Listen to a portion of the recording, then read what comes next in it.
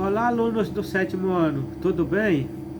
Vamos falar um pouco do nosso conteúdo de ciências de hoje, analisar um pouco sobre as placas tectônicas, esses blocos de rochas gigantes que estão no subsolo e que eles são úteis e necessários para a nossa sobrevivência, mas eles também nos assustam, porque são fenômenos naturais. Então vamos analisar logo de início que as atividades vulcânicas e os terremotos são consequência dos movimentos das placas tectônicas que formam a litosfera. Eu falei um pouco sobre isso em aulas passadas, mas vamos reforçar a nossa aula de hoje sobre esse tema. Então são interessantes nós conhecermos porque as transformações pelas quais o nosso planeta Terra passa desde a sua formação, foram determinantes para o surgimento da vida aqui para nós. No começo da nossa história, esse processo era intenso. O ser humano chegou por último no planeta Terra. Ele foi o ser vivo, o último a habitar aqui.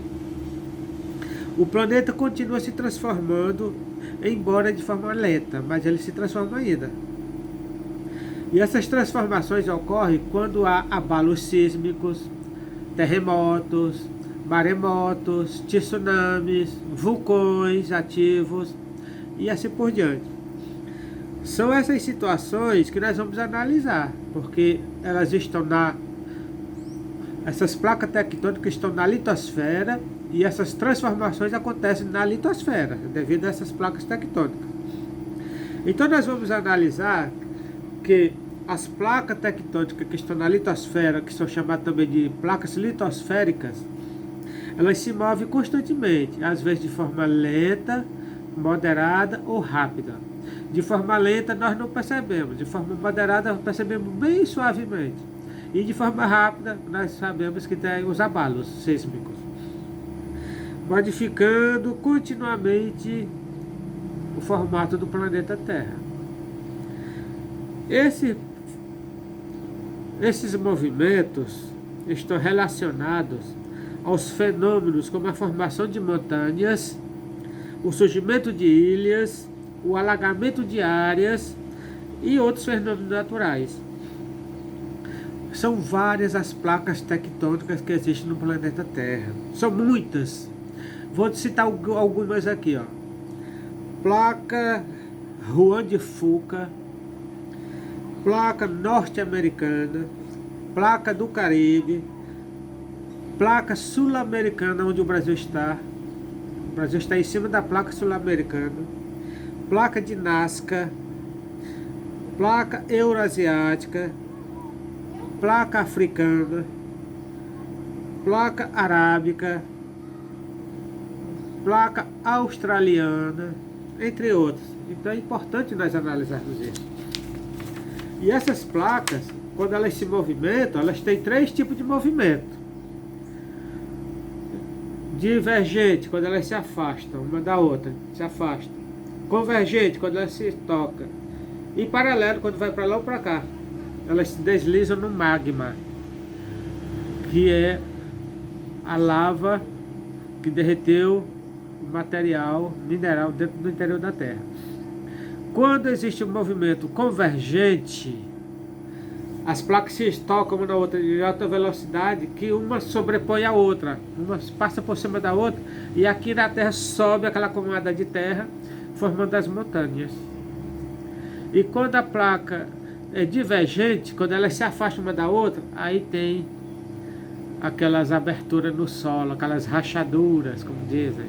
Ali é o terremoto, afastando a Terra se afasta, fica grandes falhas. Nos Estados Unidos nós temos uma falha muito grande, a falha de Santo André, quilômetros e quilômetros de espaço. E aquelas deslizamentos paralelas ou laterais, elas também causam danos, que também dá abalo sísmico, que elas se deslizam ao lado da outra, arranhando uma outra. Então elas sempre acontecem, não é frequentemente, mas acontece e sempre tem as consequências aqui na superfície. como eu falei para vocês, a placa convergente, uma placa topa na outra. E aí nessa colisão, uma sobrepõe a outra e aí empurra a Terra para cima e forma as montanhas aqui. E a divergente, quando ela se afasta, que dá uma abertura, uma fissura na Terra, aí fica aquela vala bem grande. E a lateral é quando existe esses abalos sísmicos que são bem lentos, mas que também nós sentimos. E algumas evidências do movimento de placas litosféricas acontece que nós vamos analisar, que elas são importantes para o estudo da geologia. Os continentes nem sempre foram como são hoje. Eles já estiveram unidos, juntos, ao longo de milhões e milhões de anos, e foram se afastando. Atualmente, sabe-se que as placas tectônicas juntaram-se e se afastaram-se várias vezes ao longo da história do nosso planeta. Essa teoria é conhecida como teoria da deriva dos continentes. Teoria da deriva dos continentes. É quando os continentes se juntam, se afastam, se aproximam, se desviam. E o exemplo que eu vou dar para vocês é da teoria dos continentes. O mapa do Brasil, ele se encaixa perfeitamente no mapa do continente africano. Pode observar no mapa mundial, vocês veem. Então, o Brasil e a África eram juntos, se separaram por causa da deriva dos continentes. Foi se afastando há milhares e milhares de anos. E continua se afastando até hoje. Então é interessante nós analisarmos.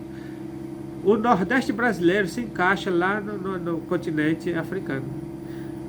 E o continente africano está se afastando do Brasil a cada ano, 3 centímetros por ano. Cada ano é 3 centímetros. E ele já está com muitos e muitos quilômetros. E vai continuar se afastando.